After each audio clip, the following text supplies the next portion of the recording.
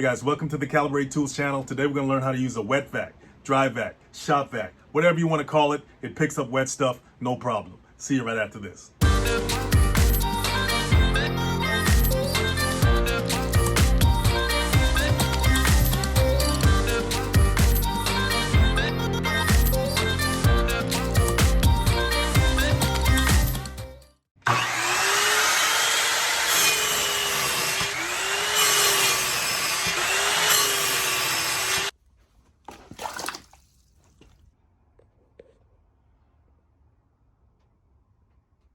Okay, so you made a mess in the shop. That's natural. That's normal. Don't worry about it. Are you going to use this to clean it up? Which, of course, I do not recommend, but I do recommend this.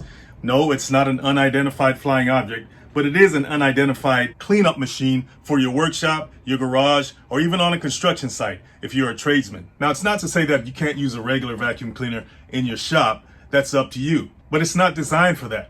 A regular vacuum cleaner is not designed to pick up scraps of wood, nails, stray screws, heavier, bulkier objects like a shop vac is. It also does something that a regular vacuum cleaner doesn't do, and that's pick up liquids and wet objects. That's why it's also called a wet dry vac, because it can pick up dry stuff and wet stuff. Okay, so before we go any further, let's assemble this thing because it's not quite assembled yet. This is the main body of it, but we got some more stuff to add. All right, guys, the good thing about shop vacs is that they're mobile. You can roll it around just like a regular vacuum cleaner. These are where you install the casters, the wheels, right here, all right? This one has 4 caster feet and 4 casters. So let's put those together. First, you want to take one caster foot, and you want to take a caster, stick it in there like this. Once you hear that snap, you know it's in.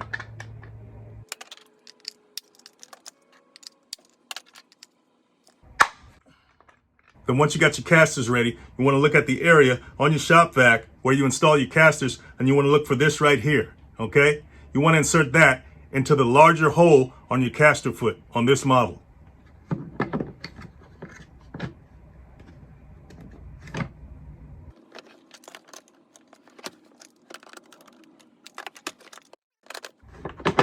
And slide that right in there. Make sure all of them are secure.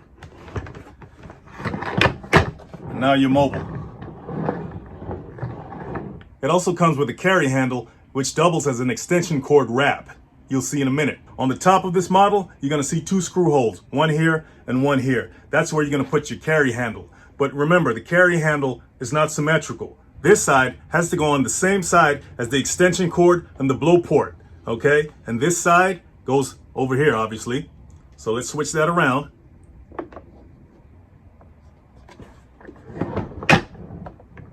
Hey guys, if you appreciate this content, don't forget to hit the like and subscribe button. And if you're looking for some great home improvement and DIY ideas for your projects, head on over to calibrate.com, sign up for the email list, and get a free ebook on how to beautify your home 10 different ways. Let's get back to the video. And it comes with 2 screws. One goes here and one goes here.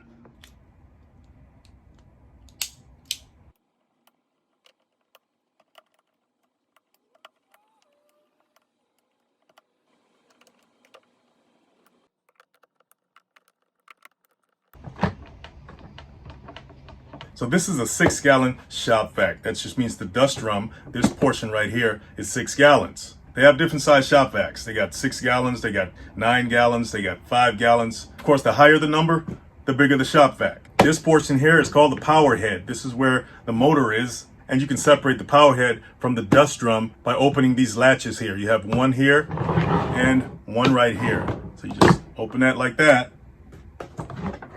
and that'll reveal the filter. Now this filter has to be installed correctly at all times. If not, it can actually damage the shop vac or cause leaks, especially when you're vacuuming liquids and so forth. And after you vacuum something wet, you gotta let this filter dry completely before you vacuum anything dry again. After vacuuming fine dust and particles, always make sure that the filter and the drum is cleaned completely as part of your regular maintenance schedule.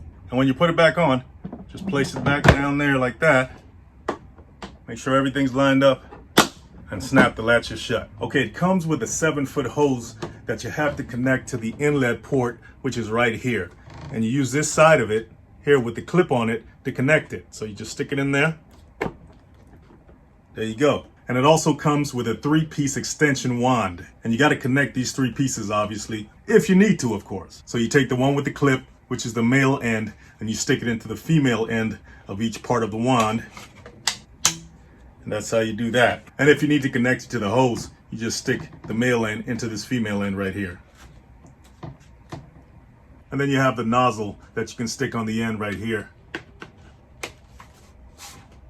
And you're good to go. Now this particular model only comes with this nozzle right here, but you can buy optional nozzles or extensions separately. Right here is the on-off switch.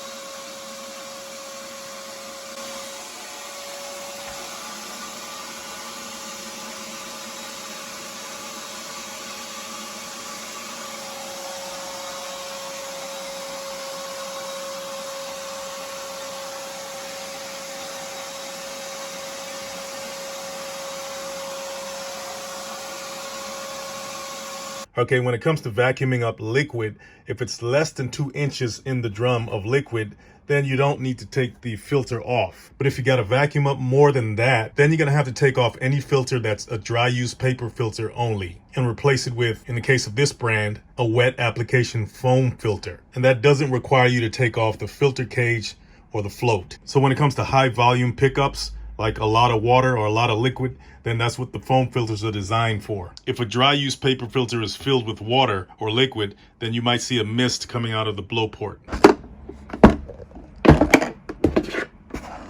So if you hear that sound moving around in there, that's the float. Once the drum gets full and that float rises to a certain point, the motor will start to make a high-pitched sound, and that's telling you that the drum is full and that it's about to shut off. So if you hear that, turn the shop vac off and unplug it before emptying the drum. And as mentioned before, you got to let the filter dry completely before you start again.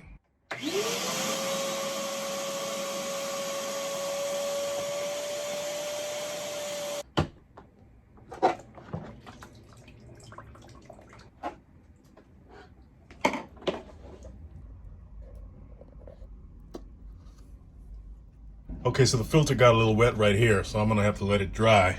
Okay, so in order to remove your filter, you have these 2 tabs on the filter here. You have one here and you have one here. You want to place your fingers underneath the tabs. Then you have this quick lock mechanism in the center. You want to press this down while you're pulling up with your fingers on the tabs. Once it snaps off, you can pull it off and that'll reveal the filter cage and also the float that's inside of it. You can let this dry, put it in a warm place or something, and let it dry out if it gets wet. When you put it back on, it's just a reverse of the same procedure, except you want to make sure that this quick lock stud is lined up with the hole on the filter plate, okay? And that the gasket is seated properly at the base of the filter cage. So you just put it back on. See the quick lock stud coming through there? Make sure the gasket is lined up properly with the base on the filter cage. It should slide into a groove there. Then press down until it snaps back on.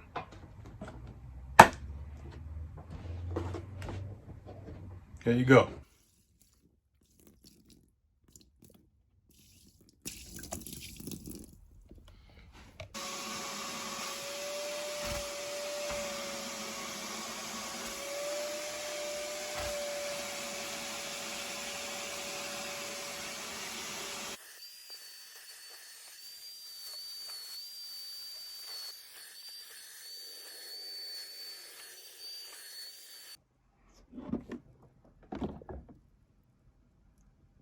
That's how much water it sucked up, guys, from that carpet. All right, guys, I don't know if you knew already, but this vacuum cleaner also doubles as a blower. That's why you have the blow port back here. As that vacuum is sucking up all that air and debris, that air is coming into the vacuum, going through the filter, and being expelled out through the blow port. Just like most motorized machines, it has to have an exhaust system that expels the air. So you can attach your hose, the male end with the clip on it, to the blow port.